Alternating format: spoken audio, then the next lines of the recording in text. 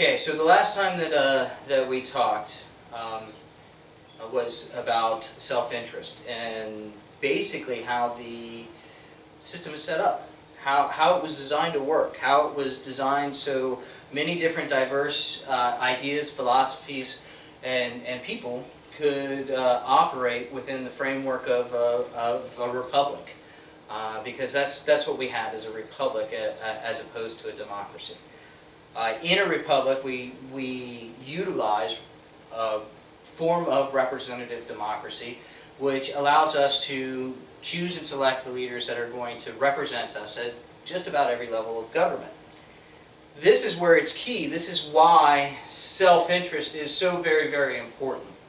And whereas last time we spoke about how self-interest drives the machine, so to speak, this time we're going to talk about how self-interest can be used to manipulate the machine and how it's been really used against, against the entirety of society for the benefit of the few. Of course, that's my opinion. You can decide for yourself. But to carry on, last time we were talking about self-interest, we were illustrating the trampoline. If everybody's pulling at the canvas with their own ideas and their own point of view and their own perspective and their own needs and their own wants and their own solutions, they're pulling this way and you have several people pulling from opposing and opposite directions. You pull a very, very tight canvas and everybody can bounce on the playground, so to speak, and participate in the process. And through that participation, you get a natural kind of collaboration. You get a natural kind of agreement and a meeting of the minds in the middle. And through that consensus building, we come up with laws, because if you're going to make a law, you would hope that it's going to do the most amount of good for the most amount of people. So we make laws that are going to work for everybody, and not just the extremes that are pulling on the edges and on the fringes. But you have to have that pulling from all sides in order to reach that common understanding in the middle. And that's what we're going to talk about today is how the canvas has collapsed. It's no longer a wide circle for which we can all play on. It's a limp hammock hanging out in the middle. And it's only got two sides pulling against it, right? Well, two major sides, two big players. You have the Republicans and you have the Democrats. And they've divided us all up into our cheerleading squads, and we toe the line as the rank and file. And under those headings we have several different kinds of interests and interest groups. At least that's the way it's portrayed to us. And that's one of the reasons why we have apathy, because if you don't agree with Camp D or Camp R, well, you find yourself with no home in today's political climate. I think that's been kind of by design. I think that's what both Camp D and Camp R have tried to do, is collude and make you think that they're the only game in town. Because by doing so, now you have a situation where you have two small interests in comparison, making the rules and providing the players for the entire game. And those two small interests are co-opted by even smaller interest groups that fund them and fill their coffers with money so that they will continue to work in their self-interest. Remember, the whole system is predicated on self-interest. And it's the double-edged sword that will be both its fix or its demise. There's really not any room for in-between any longer.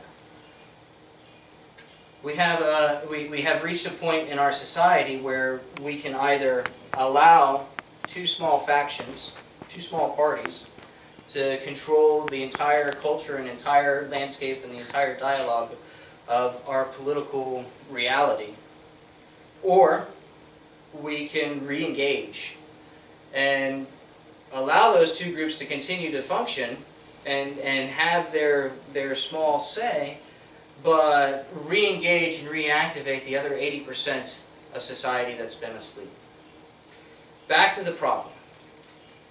When you have two groups, two major political parties, you have, in reality, a very small percentage of people that are playing the game. You have roughly 10% of the population that actively participates in one party or the other. Combining both parties together, that gives you roughly the 20% of the active political people in this country. And when one gets their way over the other, or majority rule, that means that you really only need one side winning with a little bit of an edge to get their way.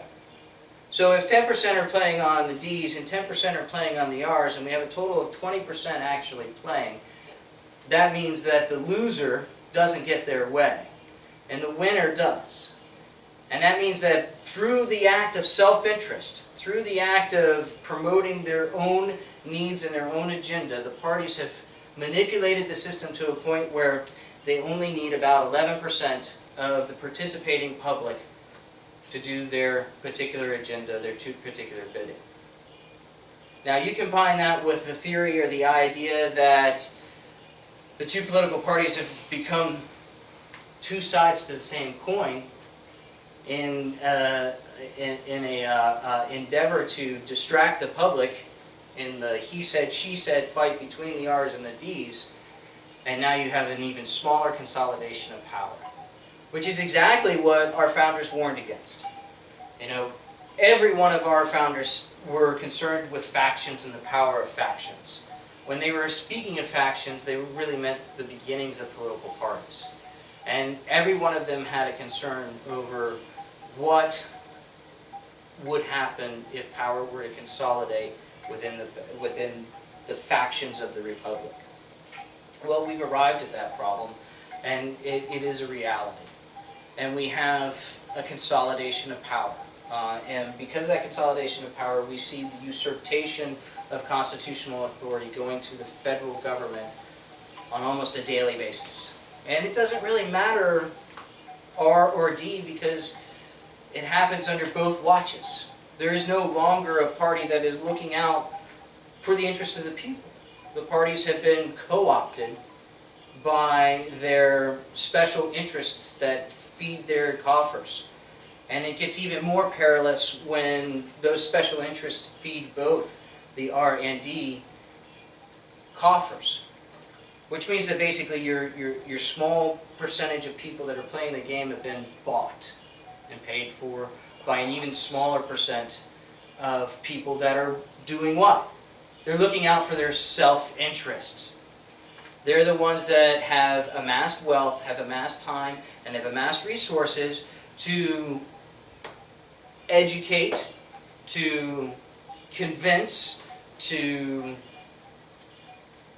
help lawmakers and decision makers arrive at decisions that are in their best interests.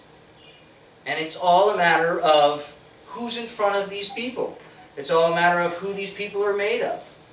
You know, we have a situation where in the federal government especially, it's all one team or the other team with very, very few independents or third-party players. They have worked to make it a limited access game when it was designed to be a full access game by anybody at any level. Because remember, if everybody's pulling in their self-interests, it doesn't matter how much the corporations put towards politicians in their elections, because that means that they're only a fraction of what the politician has to make their decision on. But when they're the only people that are in front of the politician asking for their self-interests to be heard, the natural inclination of the politician is to follow the only people that are getting in front of them and talking to them. So you have a negative cycle or a self-perpetuating situation of a consolidation of power out of this idea of self-interest. Everybody that is in power and that has power today all operate under the premise that it was originally designed, which is to do everything in their power to provide the best possible outcome for their self-interest. Whether it's for their political party, whether it's for their personal political aspirations, or whether they're a corporation. And the Citizens United decision by the Supreme Court a couple years ago doesn't help this out either, because now corporations have protection under the Supreme Court to act politically and have a voice within the process. They have a free card, a get out of jail free card, and the fact that they can spend as much as they'd like on influencing political outcomes. And that's a reality. So, we're left with a situation where self-interest was created, designed, and encouraged to prevent the very outcome that we face today, which is a consolidation of power by a few, which by the definition of the founders equals tyranny. And tyranny comes from a multitude of different places, but the place that they feared it the most was from developing from within a government, particularly a federal government, that usurped the power from the people and used it tyrannically to oppress the people. That's not something that happens overnight. That's something that happens incrementally. That's something that happens over the course of a century. Please go back and look at the decade that was 1900, or the 2 decades that was 1900 to 1920. There's a lot of beginnings to the problems that we face today there. My point with this entire discussion is that, again, self-interest is a double-edged sword. We are trying to crawl our way back to a position of power, a position of influence, as we the people should have, against entrenched self-interests, against 2 political parties that have bankrolled themselves with the interests of corporations. And when those 2 political parties have the control over who is selected to run, and who gets financed to run, and who gets the volunteers and the resources to run, then that, ladies and gentlemen, is operating in their self-interests, which is consolidation of power, in the hands of a few, which is, in all definition, tyranny. So the only way that we can combat that in a peaceful manner is to take our power back through our own self-interest. And the only way that you fight moneyed power is through knowledge. So tune in for the next segments to figure out how we can do that. Have a great day.